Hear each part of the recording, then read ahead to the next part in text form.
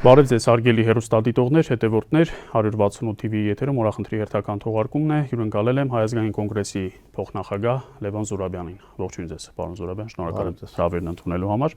Հեռուստադիտողին տեղեկացնեմ, որ նախքան եթերը մենք 20 րոպե շարունակ փորձում ենք հերթական իրավական աճպարարությունը հասկանալ եւ հայտնաբերեցինք, որ կենտրոնական ընտրական հանձնաժողովը հերթական իրավազանցությունն է թույլ տվել ընտրատարածքային ընտրական հանձնաժողովի փոխարեն այս պահի դրությամբ, երբ մենք զրուցում ենք, առնվազն 3 տեղամասում անվավեր ճանաչելով քվեարկության արդյունքները, ընտրական օրենսգիրքը պարտավորեցնում է ընտրատարածքային ընտրական հանձնաժողովին միայն նման որոշում կայացնել եւ իմպերատիվ ուժով նշանակել վերաքվեարկություն։ Այս պահին, երբ մենք զրուցում ենք, Բարգավաճ Հայաստանը եւ որոշ այլ ընդդիմադիր ուժերի ներկայացուցիչներ պահանջում են վերաքվեարկության իրականացում այն դեպքում, երբ այդ պահանջը նույնիսկ օդի մեջ չպետք է լիներ, դա օրենքի պահանջն է։ Եվ արձանագրում ենք, պարոն Զուրաբյան, ձեզ հետ միասին, որ իշխանությունը ոչ միայն փաստորեն ուզուրպացրել է իշխանությունը հերթական անգամ բռնաճնշումներով, այլև սահմանադրական կարգ է տապալում։ Այնինչ կատարվում է այս պահին վարչախմբի բութ գործիք դարձած ԿՀ-ի միջոցով, այլ բան չէ, քան իշխանության յուրացում։ Այդպես է։ Մի շտկում անեմ, ոչ թե քվեարկության վերաքվեարկությունը դա պարտադիր իմպերատիվ դրույթ չի։ Այսինքն 101-րդ հոդվածը ընտրական օրենսգրքի ասում է, որ կենտրոնական այսը դեպսմանան եմ մենք նոր լսեցինք, որ մեր սահմանադրագետ բարեկամն էլ այլ բան է ասում։ Մի քիչ դժվար է հասկանալ։ Շատ հեշտ է հասկանալ իրականում, որովհետև գոյություն ունի օրենքի տեքստ։ Եվ այդ տեքստում գրած է, որ եթե ընտրությունների ընթացքում տեղի են ունեցել սույն օրենսգրքի այնպիսի խախտումներ, սա 101 հոդվածն է, որոնք կարող են ազդել ընտրությունների արդյունքների վրա, ապա կենտրոնական ընտրական հանձնաժողովը որոշում է ընդունում առանձին ընտրական տեղամասերում վերաքվեարկություն անցկացնելու մասին, եթե այդ միջոցով հնարավոր է շտկել այդ խախտումների հետևանքները։ Այսինքն կենտրոնական ընտրական հանձնաժողովը ունի լիազորություն վերաքվեարկություն անելու, որը կարող է եւ չկիրառի։ Եթե համարի, որ այդ միջոցով հնարավոր չէ շտկել խախտումների հետևանքները։ Հիմա մենք առանձին կարող ենք քննարկել տվյալ դեպքում ինչպես պետք է վարվի կենտրոնական ընտրական հանձնաժողովը, բայց այդտեղ խնդիրը ուրիշ բանի մեջ է։ Կենտրոնական ընտրական հանձնաժողովը այո իրավունք ունի այս նշված պարագայում որոշում ընդունել վերաքվեարկության մասին, բայց կենտրոնական ընտրական հանձնաժողովը իրավունք չունի, լիազորություն չունի օրենքով անվավեր ճանաչել ընտրությունների արդյունքները առանձին տեղամասերում։ Այդ իրավունքը բացառապես վերապահված է 48-րդ հոդվածի 12-րդ դրույթով ընտրատարածքային հանձնաժողովին։ Ինչը չի արվել։ Կենտրոնական ընտրական հանձնաժողովը որոշումը, որ կարող է գտնել իրենց սայթում, ասում է, որ ինքը չեղյալ է համարում ընտրատարածքային հանձնաժողովի որոշումը, որը նրա մասին չի, որ չեղյալ է համարվել կամ անվավեր է համարվել ընտրությունների արդյունքները։ Հակառակը ընտրատարածքային հանձնաժողովը հաստատել է իր լիազորություններից ելնելով հաստատել է այդ բանը քվեարկության արդյունքները։ Դրանից հետո կենտրոնական ընտրական հանձնաժողովը չի կարող անվավեր համարել այդ արդյունքները։ Հիմա ներողություն, պարոն Զուրաբյան, իմ սկզբնական հարցադրումը վերաբերում էր հետևյալին։ Եթե ընթացակարգը ճիշտ պահվեր եւ ընտրատարածքային ընտրական այս պահի դրությամբ առնվազն 3 հանձնաժողովները, ոչ թե ԿՀ-ն, կայացնեին քվեարկությունը անվավեր ճանաչելու որոշում, ապա այդ դեպքում վերաքվեարկությունը իմպերատիվ է, պարտադիր է։ Դա էլ իմպերատիվ չէ։ Սահմանադրագետ Վարդան Պողոսյանը ասաց։ Դե հիմա կներեք, հիմա չեմ ուզում արտահայտվել, որևէ բան ասել, ինձ համար գոյություն ունի օրենք, սահմանադրություն եւ իմ ընկալումը շատ հստակ է տեքստից։ Օրենքի ընկալում կա։ Ինձ պետք չի ինչ-որ հեղինակություններով ճնշել։ Դե տրամաբանությամբ հարյուրավոր տեղամասերում ուրեմն կարող են անվավեր ճանաչվել քվեարկության արդյունքները եւ որևէ տեղ վերաքվեարկություն չլինի։ Բայց այդպես ոնց կլինի։ Ես նոր ասացի, որ անվավեր չի կարող ճանաչվել։ Ընտրատարածքայինները եթե անվավեր են ճանաչում, եթե կոնկրետ, ասենք 100 տեղամասի բայց ես նորից եմ ասում, քվեարկության արդյունք։ Այստեղ գրված է շատ հստակ 101 հոդվածը, ես ստիպված եմ նորից վերընթերցել այդ պահը, որտեղ գրած է, որ որոշում է կենտրոնական ընտրական հանձնաժողովը որոշում է ընդունում առանձին ընտրական տեղամասերում վերաքվեարկություն անցկացնելու մասին, եթե, այստեղ կա եթե, նշանակում է դա իմպերատիվ չի, եթե այդ միջոցով հնարավոր է շտկել այդ խախտումների հետևանքները, այսինքն կենտրոնական ընտրական հանձնաժողովը պետք է գնահատական տա, որ այս որոշումով հնարավոր է շտկել խախտումների հետևանքները եւ այդ դեպքում կիրառի վերաքվեարկության որոշումը։ Հիմա այստեղ երկիմաստություն այնքան շատ է։ Չէ, երկիմաստություն չկա, ես համաձայն չեմ։ Այստեղ շատ հստակ է գրված եւ ես նորից պնդում եմ, որ խախտումը, որը իրականում շատ կոպիտ խախտում է օրենքի եւ ինքը իրականում մերժում է մեր ընտրական իրավունքը եւ ընդհանրապես ազդում է այդ խախտումը նաեւ ազդում է ընտրությունների արդյունքների վրա, բայց խախտումը կանում է այլ բանի մեջ, որ կենտրոնական ընտրական հանձնաժողովը իրավունք չուներ անվավեր ճանաչել ընտրությունների արդյունքները առանձին տեղամասում։ Ինքը իրավունք ունի բացառապես, ու դա գրված է նաեւ իր լիազորությունների մեջ, ինքը կարող է անվավեր ճանաչի ազգային ժողովի ամբողջ ընտրությունը։ Կամ ինքը կամ սահմանադրական դատարանը։ Ընդ որում այստեղ ասված է նաեւ, տեսեք, ինքը ասում է, որ եթե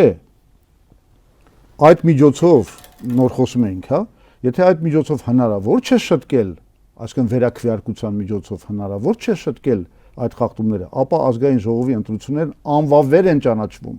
եւ նշանակվում է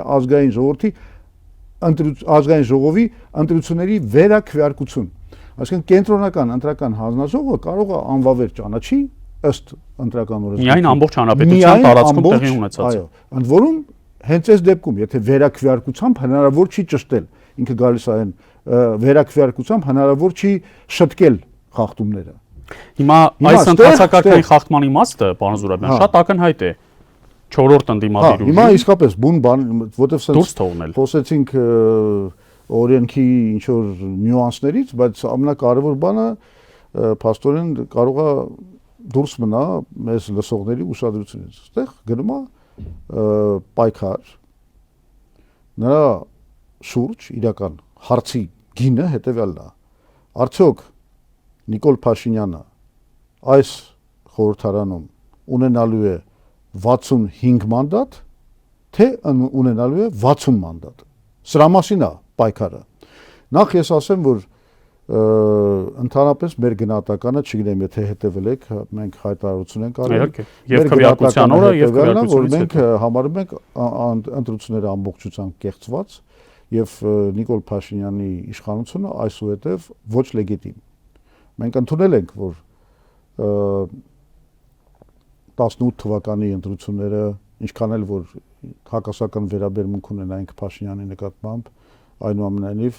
եղել են լեգիտիմ ընտրություններ։ Մենք ընդունել ենք, որ 21 թվականին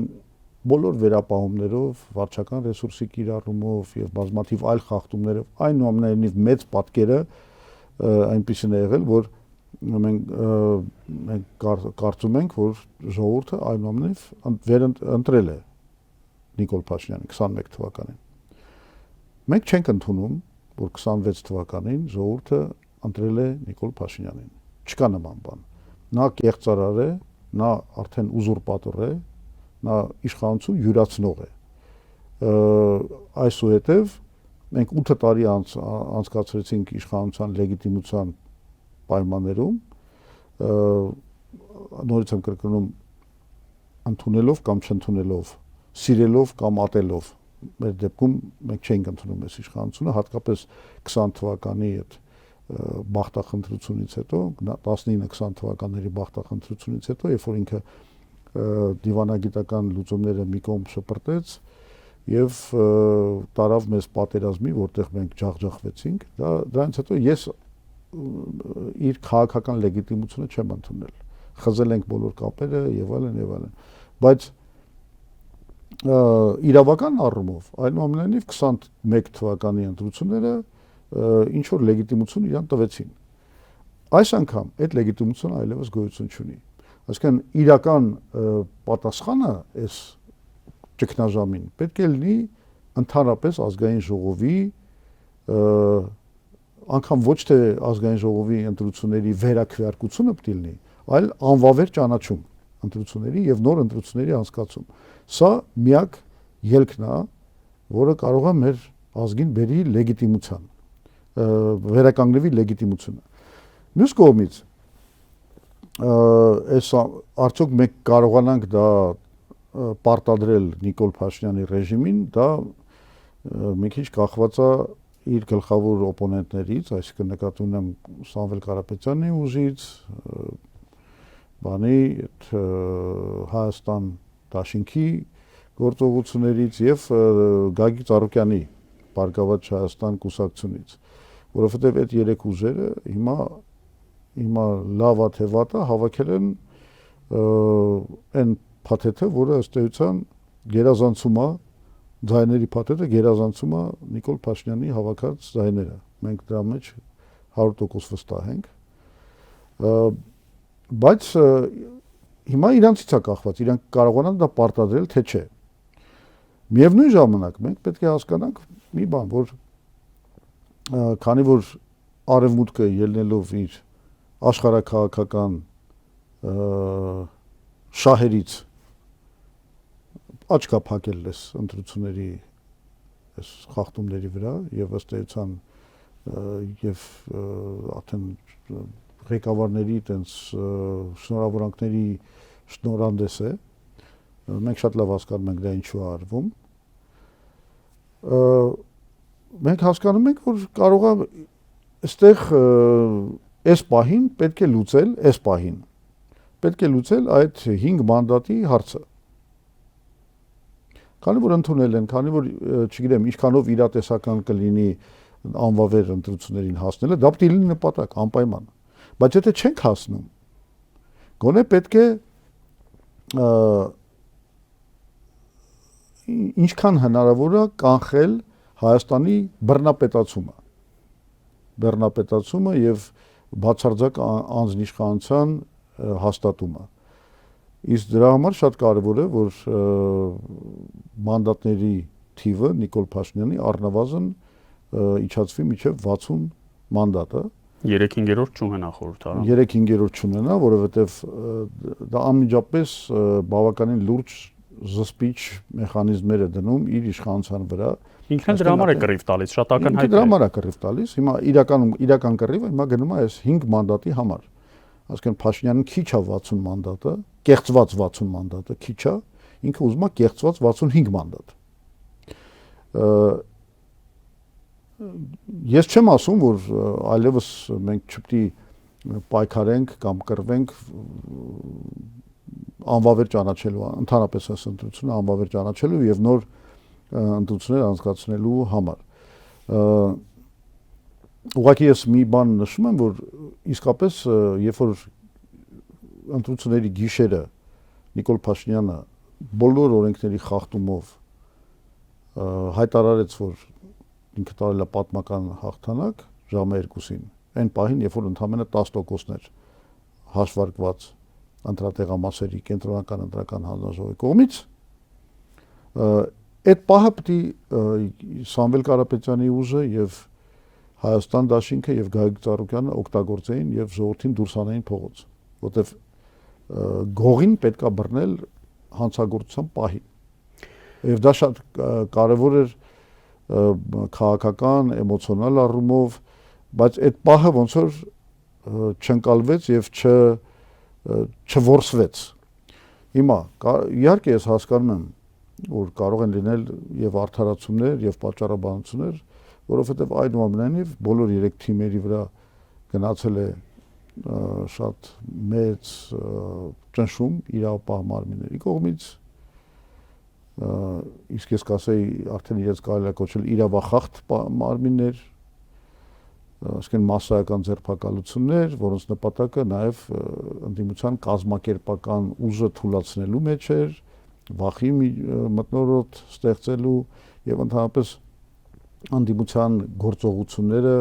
էապես թույլատնելու, սահմանափակելու ուղղված դա ճնշումներ էին։ Այսինքն դա կարող է ինչ որ պատճառաբանություն լինի, բայց պահը այդ առումով բաց թողնված է։ Ես չգիտեմ հետագայում ինչ կլինի, միգուցե հիմա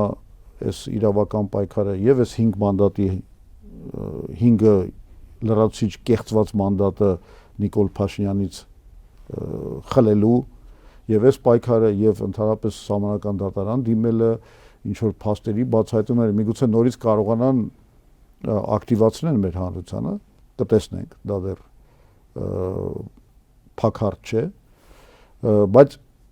այս 5 կեղծված մանդատի հարցը ես համարում եմ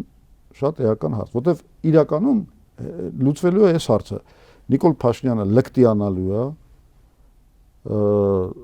իր անձնիշխանությունը sense ավելի լկտիա դարձնելու, ավելի ամենաթափանց, թե այնուամենայնիվ կստեղծվեն ինչ որ զսպիչ մեխանիզմներ իդեմս պարլամենտական ընդդիմությանը։ Այս պահին, երբ մենք զրուցում ենք, ձեր նշած հանգրվանին դեռ մի քանի օր կա սպասելու, նախ տեսնենք վերաքվեարկություն նշանակվում է թե ոչ, Բարգավաճ Հայաստան կուսակցությունը խմբակցություն ունենում է թե ոչ, ամեն ինչ արվում է որ չունենա, ԿՀ ուժեղ Հայաստանը դիմել է ամբողջ հանրապետությունում տեղի ունեցած քվեարկությունը անվավեր ճանաչելու հայցով, ըստ ամենայնի ԿՀ կմերժի, բայց դա նվազագույն քայլն է սահմանադրական դատարան դիմելու համար, 21-ին էլ դիմեցին, մերժվեցին, ենթադրաբար այս անգամ էլ նույն սցենարն է սպասվում, հիշելով թե ովքեր են սահմանադրական դատարանում պաշտոնավարում, այդ դատարանի դատավորներից 3-ը 21-ի ընտրություններին եղել են քաղաքական տարբեր ուժերի ցուցակներում։ Սեդա Սաֆարյան, Արտակ Զեյնալյան, Վլադիմիր Վարդանյան, 3-ն էլ։ Բայց այսօր, ընդ որում Վլադիմիր Վարդանյանը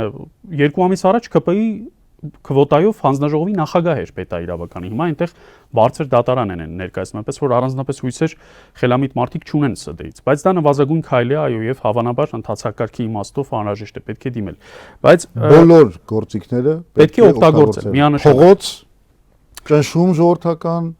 մանդատներ վերցնել, չգիտեմ, մանդատների թիվը ինչքան հնարավոր է պակասացնել Փաշինյանի մոտ եւ դելեգիտիմացնել Փաշինյանին հնարավոր բոլոր տեղերում։ Կենտրոնական ընտրական հանձնաժողով ներկայացվող բողոքը եւ սահմանական դատարան բոլոր գործիքները պետք է օգտագործվեն։ Հիմա գալիս եմ գործիքների օգտագործման նպատակահարմարության հարցին։ Տեղեկացնեմ, որ ես արդեն տեղյակ եմ պահել եւ Սամվել Կարապետյանի ուժին եւ Հայաստան Դաշինքին մի դեպքում խոսելով Նարեկ Կարապետյանի հետ, մյուս դեպքում խոսելով Իշխան Սաղաթելյանի հետ, որ մենք պատրաստ ենք ստորագրել սահմանադրական դատարան, մենք ինքներս նախաձեռնությամբ չենք հանդես գա, որտեղ կարծում եմ իրանց հնարավորությունները եւ իրանց ձեռքերում շատ ավելի լուրջ բազա կա խախտումների, բայց մենք պատրաստ ենք միանալ իրենց միանալ եւ ստորագրել իրենց հայցը սահմանադրական դատարան։ Շատ լավ է, լրացուցիչ կոնսոլիդացիա միայն կօգնի մեր ընդհանուր գործին։ 21 թվականի հետ համեմատեցիք, հիշեցրիք 21 թվականի։ Գագիկ Ծառուկյանի ճամբարին չեմ հայտնել, բայց կարող ենք համարել նույն առաջարկը անում եմ իրենց։ 21 թվականի ընտրություններով քաղաքական ճգնաժամը չհանգուցալուծվեց, պարոն Զուրաբյան։ Միևնույն է, այդ բևեռացվածությունը,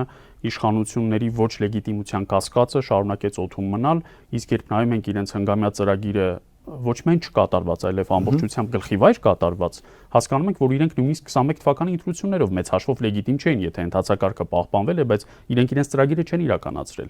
Ու հիմա Փաշինյանը եկել է կառավարության առաջին նիստում վերընտրությունից կամ վերարտադրությունից հետո, արդեն իրեն ապահովագրելով, ասում է հետեւյալը. մենք այնպիսի ծրագիր պիտի գրենք, որ ոչ թե մեզնից շատ բան ակնկալեն, այլ պիտի առաջնահերթություններ սահմանենք, որ 5 տարի հետո մենք ասենք սրանք չենք արել, բայց տեսեք առաջնահերթությունները արել ենք, որովհետև 21 թվականին մենք այդ սխալը թույլ տվինք եւ ինքը այդ սխալի վրա է սովորել։ Հիմա այն տպավորության, պարոն Զուրաբյան, շատ ավելի մեծ է բևեռացվածությունը հասարակության մեջ, քան նույնիսկ 21 թվականին էր։ Քաղաքական ճգնաժամի հանգուցալուծումը շատ ավելի հեռու է, քան 21 թվականին էր։ Եվ ես ճիշտ ասած չեմ էլ հիշում նորանկախ Հայաստանում նման իրավիճակ։ Ես չեմ հիշում, որ ընտրությունների արդյունքներից բոլորը դժգոհ լինեն, առանց բացառության։ Եվ տպավորությունն այն է, որ Փաշինյանն է ամենաշատը դժգոհ այս ընտրությունների արդյունքից։ Այո։ Իրենք էլ հավանաբար այլ հանգուցալուծում կուզենան որևէ կերպ գծագրել։ Միգուցե իրենք էլ են նոր ընտրությունների շահառում։ Շատ լավ։ Նախ անդրադառնամ 21 թվի լեգիտիմության խնդրին։ Այնուամենայնիվ ես համարում եմ, որ ճգնաժամը հանգուցալուծվել էր 21 թվականին։ Նիկոլ Փաշինյանը կարողացել էր ընտրությունների արդյունքների շնորհիվ վերականգնել վերահսկողությունը պետական ապարատի նկատմամբ եւ ընդհանրապես, ասենք, քիչ թե շատ արդեն այդ փողոցային պայքարն էր թույլատրել եւ այլն եւ այլն։ Բարբերաբար ակտիվանում էր։ Ամեն տարի փողոցային շարժում լինում էր։ 20 խոսքը գրում է 21 թվականից հետո։ Այլ բան է, որ 21 թվականին հիշենք ինքը խոստացել էր եւ ծրագրում էր դա անգամ դա գրել, որ ինքը տալիս է մեզ բերում է խաղաղության դարաշրջան, որ այսուհետև սա խնդիրները լուծված են, մենք հեսա կկապվենք Ադրբեջանի միջոցով Ռուսաստանի հետ, ինքը խոստացավ, որ Լեռնային Ղարաբաղի հարցում կլինի դեօկուպացիա, դա գրված է։ Անջատում հանուն փրկության է գրված։ Որ կլինի անջատում հանուն փրկության, այսինքն ինքը ըստ էության խոստացավ, որ Լեռնային Ղարաբաղը կստանա անկախություն։ Եվ ճգնաժամը նաև ինչ որ իմաստով հաղթարվեց նմանատիպ խոստումների շնորհիվ, ստերի, որովհետև ինչ ուզում եք ասել, ես այդ սա եմ ասում, ժողովուրդը հավատաց, որ օքեյ, հիմա այսուհետև լինելու է խաղաղություն, այսուհետև Ղարաբաղը հուսալի վիճակում է հայտնվել եւ ունի փաստորեն իր ինքնորոշումը, իր ժողովրդի ինքնորոշումը հարգող ապագա, այդ ամեն ինչը պարզվեց բացարձակ ստախոսություններ, սուտեր, նույն բախտախնդրությունը շարունակվեց հետագայում եւ մենք ունեցանք ցեղասպանական ոչնչացում Լեռնային Ղարաբաղում մեր ժողովրդին, այսինքն մենք ստացանք ուղիղ հակառակը նրան, ինչ որ Փաշինյանը մեզ խոստանում էր։ Այդ իմաստով ինքը կորցրեց իր լեգիտիմությունը, ես համաձայն եմ։ Ուրեմն ասեմ, սկզբից ճգնաժամը լեգիտիմ ձևով հաղթարվել էր, իսկ հետո ինքը կորցրեց իր լեգիտիմությունը, քաղաքական լեգիտիմությունը, որտեղ դու կարող ես ասել, գիտես ինչ, դու Սուտասանդուս եկար, դու ամեն ինչ բան արեցիր, բայց ինքը ընտրվել էր։ Հիմա Սուտասանին ճանապարհ դնելու միակ ձևը մյուս ընտրություններում իրան հաղթելն էր։ Եվ 2026 թվականի ընտրությունների ամբողջ էությունը եւ բովանդակությունը դրա մեջ էր, որ այդ Սուտասանին, որ այդ ազգակործան պատուասին ի վերջո պետք է ուղարկել պատմության աղբանոց, որովհետև ինքը չի կարող երրորդ անգամ խաբել սեփական ժողովրդին։ Եվ ես վստահ եմ, որ ինքը չի կարող ու չկարողացավ խաբել։ Բայց այս անգամ նա դիմեց հանցավոր մեթոդների, ընտրությունների կեղծման։ Այսինքն սա լրիվ ուրիշ բան է, սա արդեն լեգիտիմության ճգնաժամ է, որը արդեն ունի իրավական հիմքեր։ Այսինքն ինքը այլևս չի արտահայտում հայ ժողովրդի կամքը։ Եվ Ալիևը նաև դրանով է։ Եվ խոսքը արդեն եւ նրանից ազատվելու խնդիրը արդեն պետք է կապված չլինի հաջորդ ընտրությունների հետ։ Պետք է կապված լինի այսօրվա իրավիճակի։ Այս պահին արդեն նա դելեգիտիմ է, հենց այս պահին։ Ինքը այս պահին արդեն լեգիտիմ չի, դա ահավոր հետևանքներ ունի մեր պետության ամրության տեսակետից եւ այդ հարցը պետք է լուծել։ Հիմա երկրորդ հարցը որն էր, այդ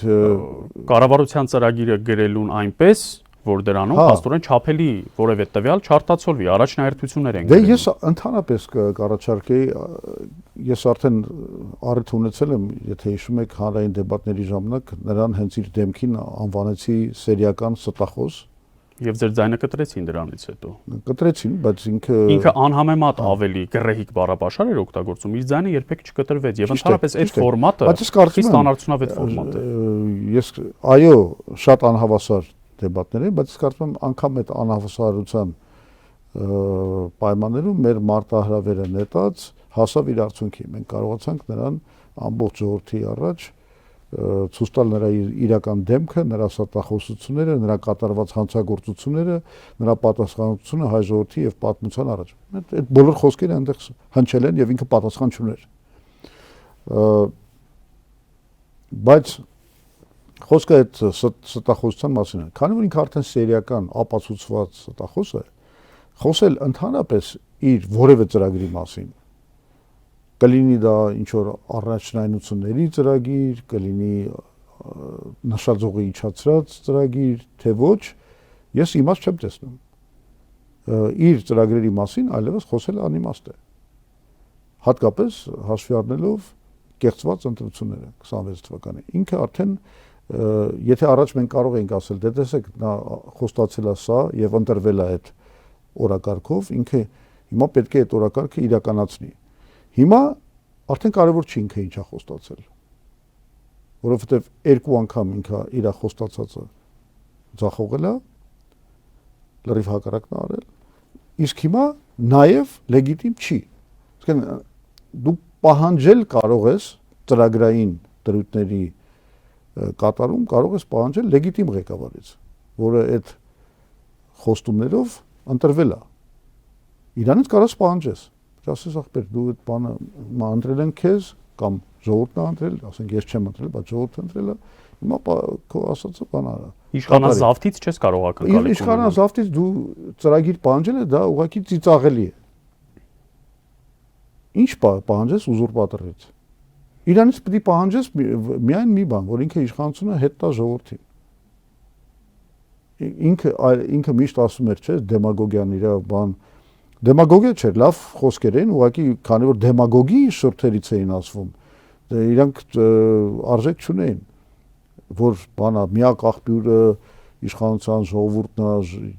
ես տվել եմ ժողովրդին պահպանելու, նա պահապան է իշխանության, որ հրաժարական եմ տալիս իշխանությունը վերադարձնում եմ ժողովրդին, հետո ինքը ում կտա, հիմա ինձ է տվել Իվան։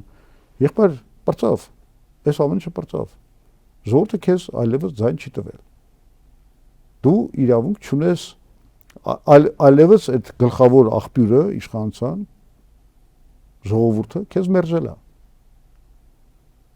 Այս են դեպքն է, որի մասին դու ասում ես, պիտի գամ գնդակահարվեմ, ինչ արեմ եւ այլն եւ այլն։ Եթե ժողովուրդը որոշի, որ ես պիտի հեռանամ, ես խոնարհ ժողովուրդը որոշել է, որ դու պիտի հեռանաս։ Գնդակահարության պատիտակ կանգնել պետք չի, բայց առնվազն հեռանալ պետք է, որովհետեւ ժողովուրդը այո այդպես է որոշել։ Հա, ժողովուրդը այլևս որոշել է, որ դու պիտի հեռանաս։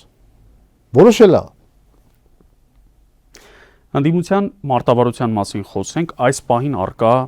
տեղեկատվության հիման վրա, պարոն Զուրաբյան, ես կրկնում եմ, որ առաջիկա մի քանի օրերին կարևոր որոշումներ կկայացվեն եւ մի քանի հանգրվաններ կանցնելու ընթացակարգային իմաստով ԿԸՀ եւ Սահմանադրական դատարան ամբողջ ընտրությունների արդյունքները չեղարկելու համար, բայց շատ մեծ է հավանականությունը եւ բարձր կանխատեսելիությամբ մերժվելու են ընդդիմության հայցերը։ Հիմա մեթոդաբանական որոշ խզում է առաջանում այն դեպքում, երբ ընդդիմությունը չի ընդունում այս ընտրությունների արդյունքները եւ դրանք համարում է ոչ լեգիտիմ, կեղծված, բայց վերցնում է իրեն բաժին հասած մանդատները, որոնք չպիտի լինեին այդքան, պիտի ավելի շատ լինեին։ Սա մեկ, երկրորդ, ես ասում եմ հակընդդեմ թեզերը, որ լսեմ նաև ձեր հակաթեզերը։ Երկրորդ, մենք ցավալիորեն վերջին 5 տարում տեսել ենք ընդդիմության պայքարի անարդյունավետությունը խորհրդարանի ներսում։ Մենք տեսել ենք, թե ինչպես ընդդիմության որևէ նախագիծ մեծամասնության կողմից նույնիսկ քննարկման չի դրվել։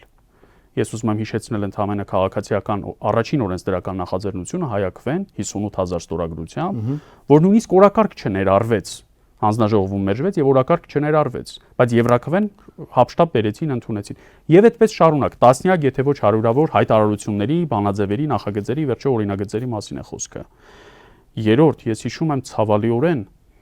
ֆիզիկական հաշվեհարդարները տասնյակ ընդդիմադիրների նկատմամբ խորհրդարանի ներսում, որոնք բոլորը մնացին անպատիժ։ Չորրորդ, ես հիշում եմ գլխավոր դատախազի կողմից դակված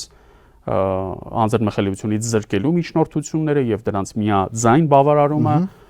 այս պահին գործող падգամավոր Արտուր Սարգսյանը օրինակ տնային կալանքի տակ է չկարողացավ քարոզ արշավանել եւ այդպես շարունակ փաստարկները շատ են։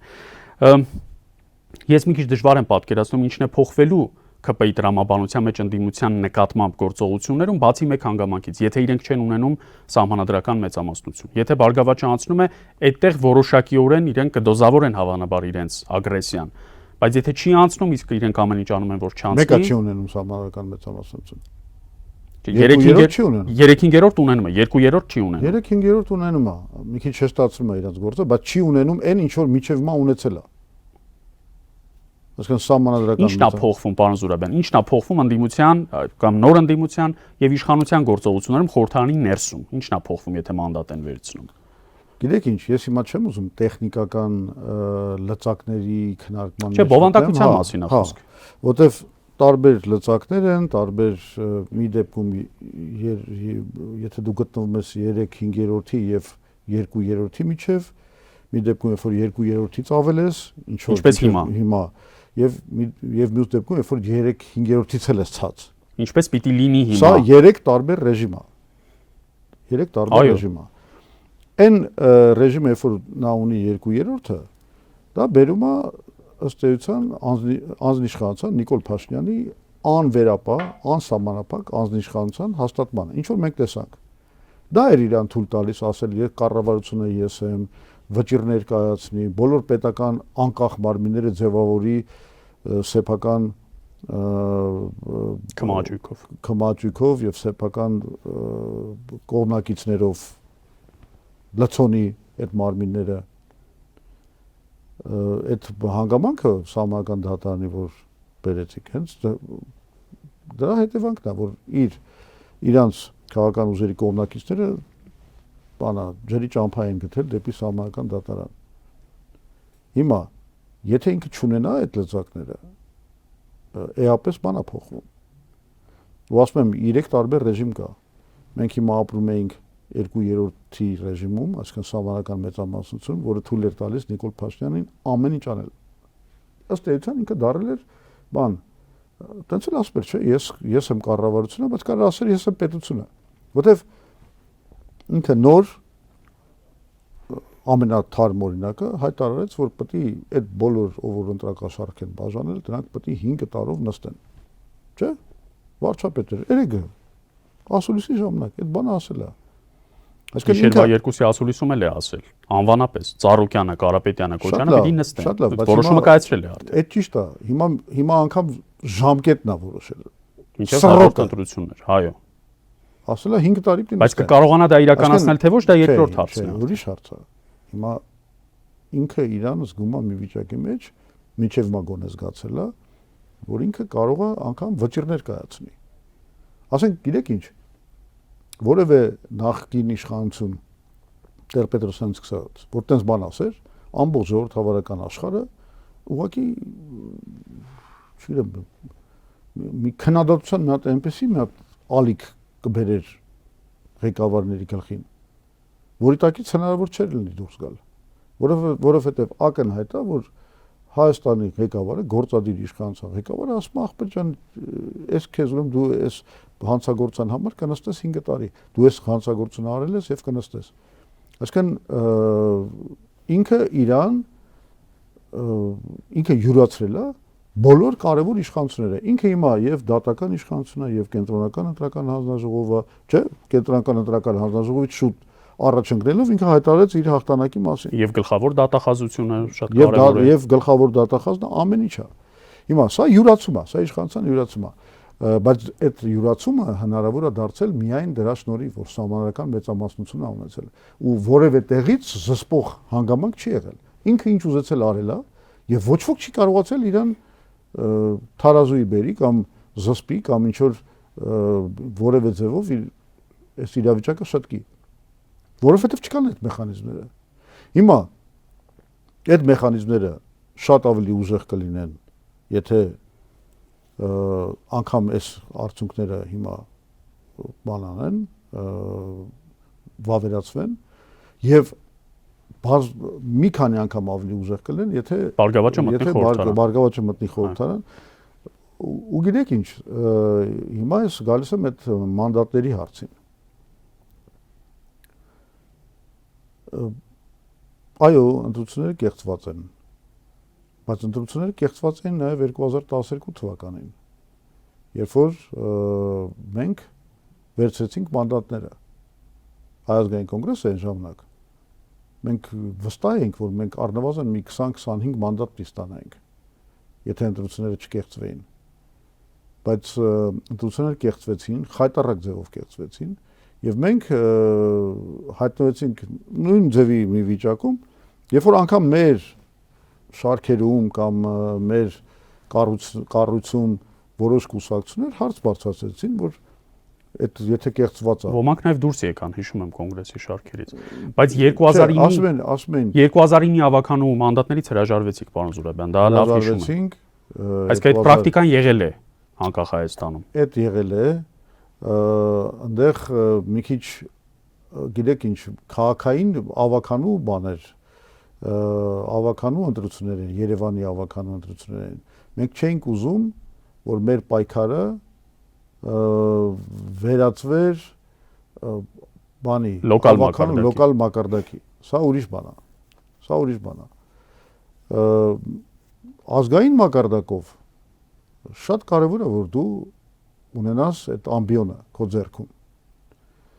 Մեզ այն ժամանակ քննադատում էին, ասում էին, բայց եթե կեղծված է, ինչ եք վերցնում մանդատը։ Ես պարզ բացատրում էի բոլորին։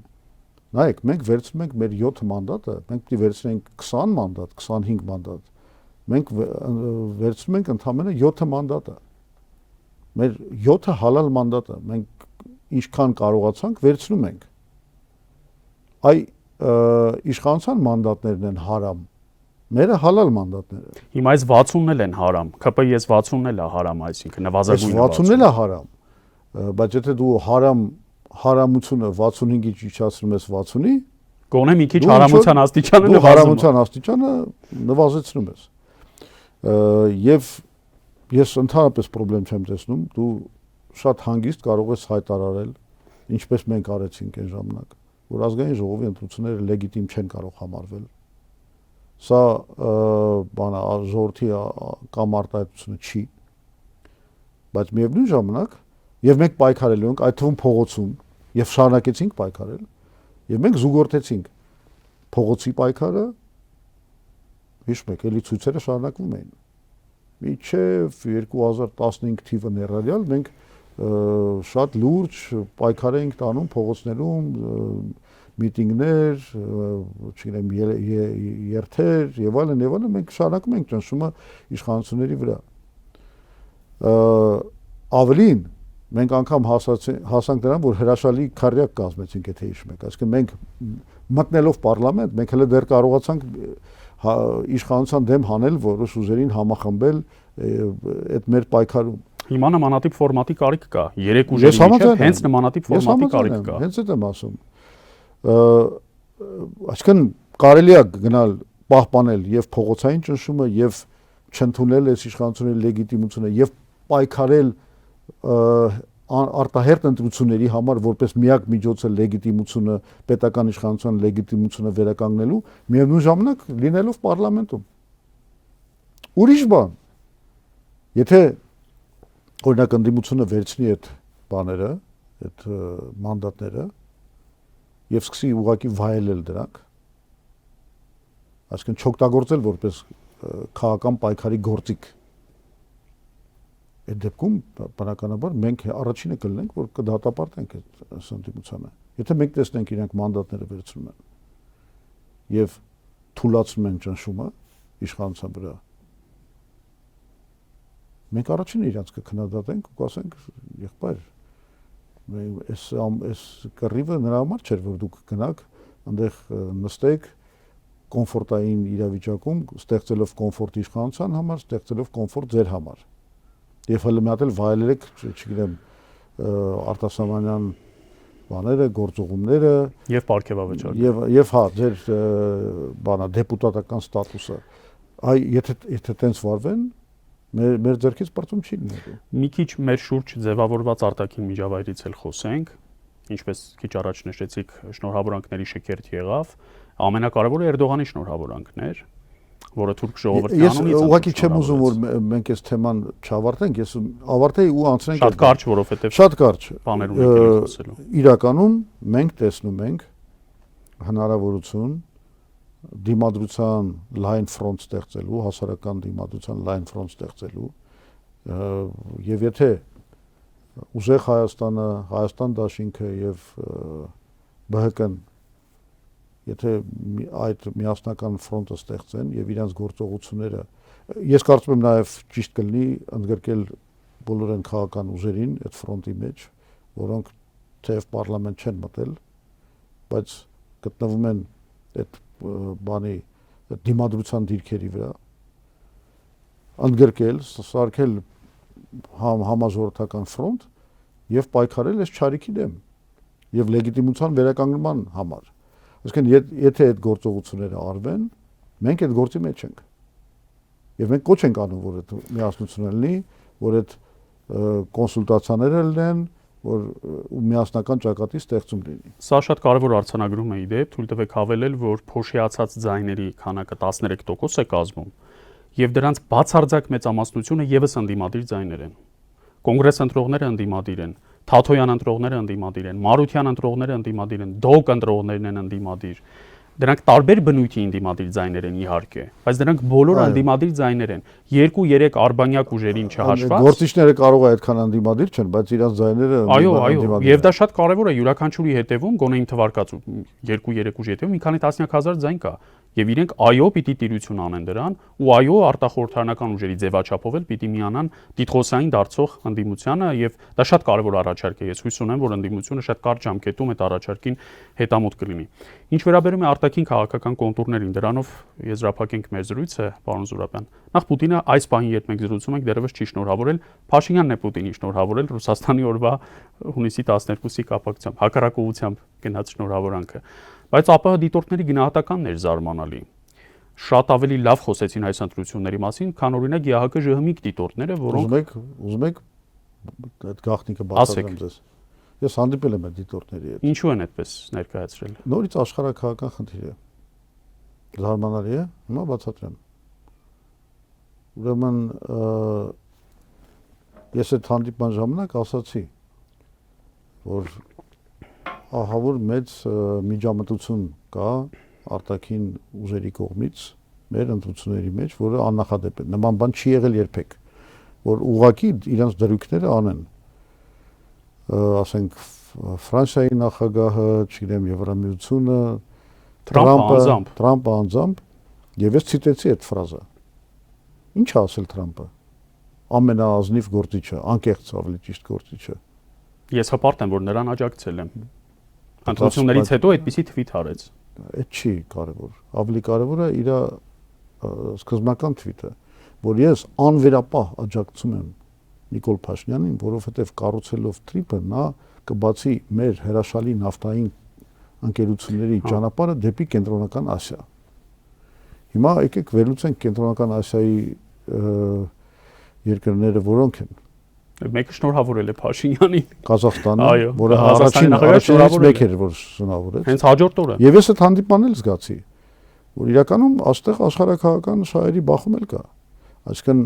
եթե ռուսներին դա այդքան էլ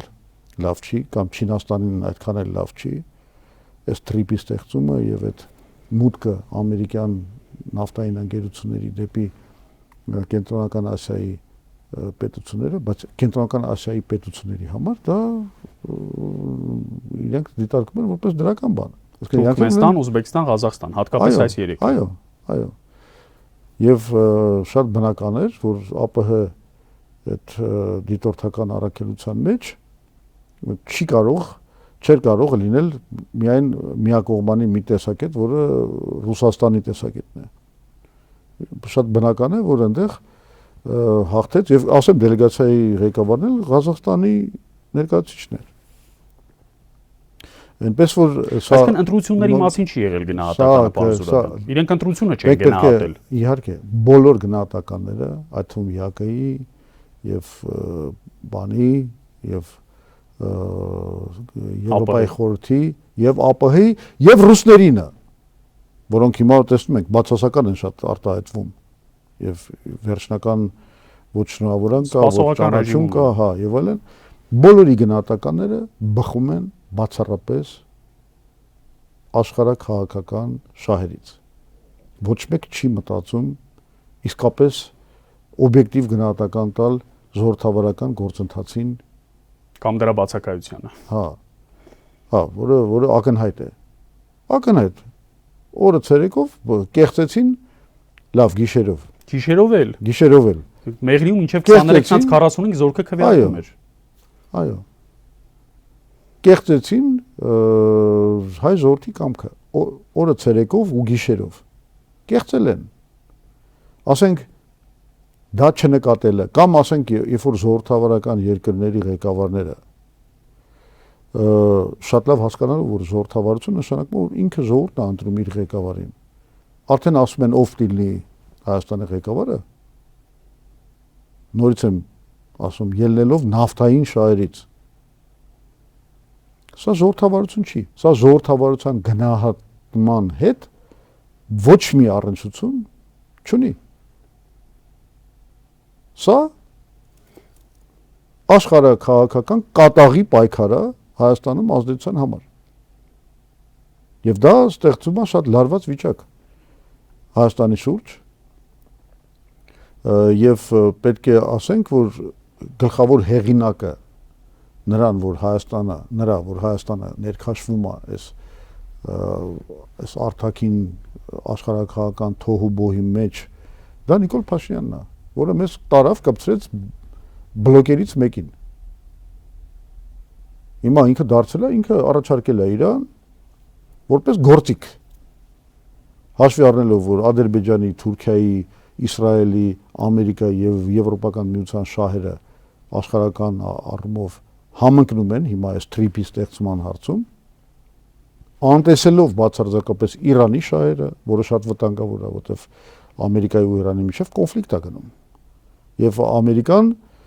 եւ այն շրջանառվող փաստաթուղթը, որը ի վերջո պիտի ստորագրվի որպես խաղաղության հիմք Ամերիկայի ու Իրանի միջև, իդեպ որ Թրամփը հերթական հայտարարություն արել, ասել է, որ վերջացած է, պատերազմը վերջացած է։ Հեսա շուտով ստորագրում ենք այդ փաստաթուղթը։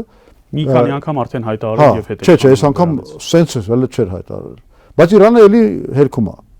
Այդ փաստաթղթի գլխավոր կետերից մեկը շրջանառվող հետևյալն է, որ Միացյալ Նահանգները պետք է դուրս գան the United States will withdraw հետ քաշվեն դուրս գան from the vicinity of Iran Իրանի հարևանությունից իսկ թրիփից ավելի մոտիկ հարևանություն չկա մերձավոր հարևանություն գոյություն չունի կպած է Իրանին թրիփ գոտին հիմա այսինքն մենք գնացել ենք այս մեծ աշխարհաքաղաքական պատերազմի կռվի մեջ որտեղ արդեն ոչ մի սահմանափակում չկա էլ ինչ ասես օգտագործում են մնաց մեկ միջուկային զենքն էլ օգտագործեն պրծնենք դրանով էլ սպառնում են ու այդ պատերազմի մեջ մենք sense մեր գլուխը մտցնում ենք ասում ենք մենք այս մարդկանց կողմից ենք հասկանալի չի որ այն մյուս ճամբարը պատրաստվում է պատասխան տալ այդ ամեն ինչին ով է պատրաստ այդքան հեշտ իր աշխարհաքաղաքական շահերը զոհաբերել Ռուսաստանն է պատրաստ Չինաստանն է պատրաստ Իրանն է պատրաստ չկա դες բան հետեւաբար սա շատ բախտախնդրական քաղաքականություն է այն ինչ որ տանում է Փաշինյանը ուզում եմ ասեմ նաև հիշեցնեմ որ մենք այս ընտրություններում դե միջև էլ ունենք այդ ծրագիրը բայց ընտրություններում ներկայացրել ենք այդ 3+BRICS ծրագիրը որի հենց գլխավոր գաղափարը այն է որ մենք պետք է աշխարհաքաղաքական շահերը գոնե մեր տարածքում համաձայնեցնենք ու ուզում են թող կռվեն այդ մեր գործը չի բայց մեր տարածքում դուք կռվելու իրավունք չունեք ինչպես միշտ ենք արել իդեպ ինչպես միշտ համադրել ենք բոլոր աշխարհաքաղաքական եւ սա միակ ձևն է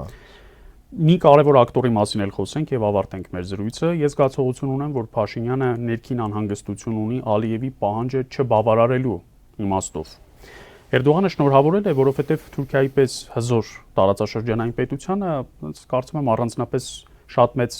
հետաքրքրություն չի ներկայացնում իրենց համար ինչ ներքին դրվածք կա այստեղ կամ ինչ ներքաղաքական վիճակ բայց Ադրբեջանում շատ ուշադրությամբ հետևում են այստեղի վիճակին Թովֆիկ Զուլֆուգարովը իրենց նախկին արտգործնախարար բարբերաբար մտահոգություններ է հայտնում որ չլինի ու հանկարծ հայ ժողովրդի հանրաքվե չլինի սահմանադրության չեղարկման թեմայի որովհետև դա այսպես կոչված խաղաղության պայմանագրի կնքման նախապայմանն է ադրբեջանական Եվ շատ ծիծաղելի վիճակում են հայտնվում հիմա ԿՊԱ-ականները հենց Փաշինյանի գլխավորությամբ, որոնց հարցնում են, ասում են. դուք նախընտրական քարոզարշավի ժամանակ ասել էիք, եթե սահմանադրական մեծամասնություն չստացաք, սեպտեմբերին պատերազմ է լինելու։ Այդ դեպքում հարցը տվեցին, ի՞նչ է պատասխանել Նիկոլ Փաշինյանը։ Անհեթեթություն ասել է, այսինքն որևէ հոդաբաշխ բացատրություն չկա դրան։ Հիմա իսկ անհոդաբաշխը ոնց է։ Անհոդաբաշխն էլ վերարտադրության ենթակա չի, այսինքն տրամաբանություն չկա այդտեղ, պարոն Զուրաբյան։ Ինքը իրեն բնորոշ ձևով ուղղակի խելագարության կանխավարկածով ինչ որ բաներ է դուրս տալիս։ Ամեն դուրս եկած խոսք է, էլի, հա, նման մի բան։ Հիմա ես կարծում եմ, որ իր ամենամեծ մտահոգությունը դա է, եւ ձեր տարածած լուսանկարը, այդ սկրինները իրենց դեմքերի հետ գիշերվա շատ ակնհայտ երևում էր, որ իրենց մեծագույն մտահոգությունը դա է։ Այ կոնկրետ այդ լուսանկարի մասին ես չէի ասի, որ դա դրա հետ է կապված։ Դա կապված է նրա հետ, որ իրենք իմացել են, այդ պահին իմացել են, որ պարտվել են ընտրություններում։ Եվ իմացել են, որ գնացել են հանցագործության, բանակն են տարել, բանը 8-ից հետո քվեարկելու եւ դզել փչել են ընտրությունների արդյունքը ուզուրպացիա, հա, ու մեկը հավաքում են դրանք դրանից էին վախեցած։ Իրանք վախեցած են, իրանք գիտեն, որ իրանք չեն ստացել քվեն, իրանք չունեն հայ ժողովրդի վստահությունը եւ գնացել են ընտրությունների կեղծման։ Սա կներեք բավարար հիմքա այդ վախեցած վիճակում բայց Ալիևի հնարավոր բարկությունից էլ են վախեցած։ Փաշինյանը որ վախեցած է, պարոն Զուրաբյան, ես կարծում եմ ինքը խոսք է տվել, որ ինքը պիտի ունենա այդ մեծամասնությունը։ Չգիտեմ, ասեմ, այս Ամերիկայի ու Իրանի հակամարտությունը, նո Իսրայելի, Ամերիկայի մի կողմից եւ Իրանի հակամարտությունը ինքը բավականին լուրջ արդյունք է տվել, որի գլխավոր հետևանքը այն է, որ Իրանը հիմա սենց ասեմ, որպես գերտերություն անգամ հիմա քաղաքագետներ կան, որ Իրանը համարում են նոր առաջացած գերտերություն, այսինքն Իրանը կարողացավ դիմադրել աշխարհի ամենահզոր բանակի հարձակմանը, որին միացել էր նաև Իսրայելը, ավելի ճիշտ Ամերիկան էր միացել Իսրայելին։ Ինքը հիմա ծնվել է, կարելի ասել, աշխարհակահաղական քարտեզի վրա, որպես հզոր երկիր, որի ազդեցությունը Միջին Արևելքում եւ նաև այն գոտիում, որտեղ մենք ենք գտնվում, այդ տարածաշրջանում շատ մեծ է լինելու։ Այսինքն Իրանը թույլ չի տա, որ այլևս որ Ադրբեջանը տենց հանգիստ գնա, ասենք, բանանի, չգիտեմ, Զանգեզուրից մի կտոր պոկի։ Այդ առումով ես կարծում եմ իրավիճակ է փոխվել եւ այդ խոսելը պատերազմի մասին իրականում շանտաժ էր։ Նիկոլ Փաշինյանի կողմից սովորական ստոր շանտաժ սեփական ժողովրդի նկատմամբ։ Ինքը այսօր բանա զբաղված է հետևալ վաճառականությամբ, ինքը ծախում է ժողովրդի վրա պատերազմի վախը եւ բանը այն որ մենակ ես կարամ էլի ադրբեջանցիների ու Թուրքիայի հետ լեզու գտնել, այսինքն զիջելով, այո զիջում եմ, այո շատ եմ բաներում հələ զիջելու, այո ինչ էլ խոսեն այդ ադրբեջանցիներին էլ կընդունեմ բան Հայաստանում բան կամած ամեն ինչ անելու եմ, բայց կլինի խաղաղություն։ Ինքը այս վաճառքով է զբաղված։ Ինքը դարել է բան, այո, վախի առևտրական, վախի վաճառող։ Ու դա ամենացավալին է, որ դա իր իշխանության միակ աղբյուրն է դարել։ Այսինքն ինքը իր լեգիտիմությունը այսօր գալիս է Ադրբեջանի ու Թուրքիայի պահանջների կատարման հեռանկարից։ Իր լեգիտիմությունը մենակ դրա, այդ լեգիտիմությունը ինքը հայ ժողովրդի վրա ծախում է շանտաժով։ Հասկանում եք։ Այս ահավոր բան է։ Բայց չի հաջողվում։ Ինչպես արձանագրեցինք, առանձնապես հայ ժողովուրդը չի։ Հիմա ինքը արդեն վերջնականապես կորցրեց հայկական իր լեգիտիմությունը, այսինքն ինքը հայ ժողովրդի լեգիտիմ ղեկավարը չի այլևս։ Իր լեգիտիմությունը ուսանով ինքը ավելի վտանգավոր է դառնում, որտեղ ինքը իր լեգիտիմությունը ավելի է տեղափոխվում դեպի Բաքու եւ Անկարա։ Սա շատ բարդ բան է, մյուս կողմից մենք հասկանում ենք, որ հիմա ինքը ստիպված կլինի մի քիչ ավելի զուսպ լինել, ինչը կախված է նաեւ մեր հավաքական հնարավոր ճնշումից։ Եթե մենք կարողանում ենք հավաքական ճնշում ստեղծել, անգամ եթե արևմուտքը այս իր բանը դրեց, այս պեչատը դրեց, այս ընտրությունների իբր թե լեգիտիմության վրա, միևնույն հայ ժողովուրդը չի դերել, այդ կնիքը չի դերել, հայ ժողովուրդը չի դերել, հա, եւ հիմա շատ կարեւոր է այդ զսպման մեխանիզմները ստեղծել եւ պարլամենտում եւ փողոցում, հրապարակներում ասում եմ ամեն մանդատը մենք sense պիտի նայենք։ Գիտեք, շատ սխալ եմ համարում են խոսակցությունը, որ ասում են կամ մենք պիտի իշխանությունը վերցնենք, կամ դուք այս ամեն ինչը անիմաստեր պետք չի։ Իհարկե պիտի իշխանությունը վերցնենք Նիկոլ Փաշինյանից, բայց այդ ճանապարհին կա ինչ որ էտապներ, որոնք մենք պիտի հաղթահարենք։ Ու այդ էտապների մեջ կարևորը անգամ էս պայքարը էս 5 մանդատի համար։ Սա արդեն ԲՀԿ-ի մանդատները չեն։ Սա ԲՀԿ-ի հարցը չի։ Ես չեմ էլ ասում, որ ես ինչ որ մեծ վստահություն ունեմ այդ ուժի նկատմամբ կամ չէ, բայց համապատասխան մտնորդում իրանք էլ ստիպված են լինելու տեղավորվեն ու այդ դիմադրության պայքարը տանեն։ Այստեղ կարևորը սա ոչ թե ԲՀԿ-ի մանդատներ են, սա Նիկոլ Փաշինյանի կեղծված մանդատներն են, որ իր ձեռքից պետք է խլենք։ Կխլի դա ԲՀԿ-ն, բանա թե ով այդ կարևոր չի։ Իդեպ մի արգումենտի էլ պատասխանեմ, ասում են հա բայց այդ 5 հոգին որ գնան իրանց վրա վստահ չեն կարող լինել, հետո իրանց բան կանեն, կգնեն իշխանությունը իրանց կառնի, բան կանի եւ այլն եւ այլն։ Նախ ձեզ ասեմ, անգամ եթե տենց բան լինի, որին մենք հավաքական ուզով կարող ենք խանգարել, չթողնել որ տենց բան լինի, բայց անգամ եթե տենց բան լինի ապագայում միևնույնն է կարևոր է որ դա Նիկոլի մանդատները չեն, այլ Իրանը չեն, իրա թիմինը չեն, որտեղ այդ դեպքում գոնե արդեն կերևա, որ ինչ որ մի ուժ գնացել է համագործակցության։ Այդ ուժը դրանով կվարկաբեկվի։ Պայմանական Գեգամ Նազարյան օրինակ։ Դա մեկը ավելի լավ վիճակ է, քան եթե այդ 5 մանդատը լինեին ՔՊ-ինը։ Բայց մենք նաև պետք է համատեղ ջանքերով ստեղծենք մի իրավիճակ, երբ որ ոչ ոք այդ մանդատ վերցնողներից անգամ գայթակղություն չունենա գնալ համաձայնության Նիկոլ Փաշինյանի։ Այս կողմից հանրային ճնշումը իրենց հանդեպ պիտի շատ ավելի մեծ լինի, հանրային վերահսկողությունը եւ ճնշումը, քան իրենց կողմից, որ մտքների ծայրով անգամ դա չանցնի։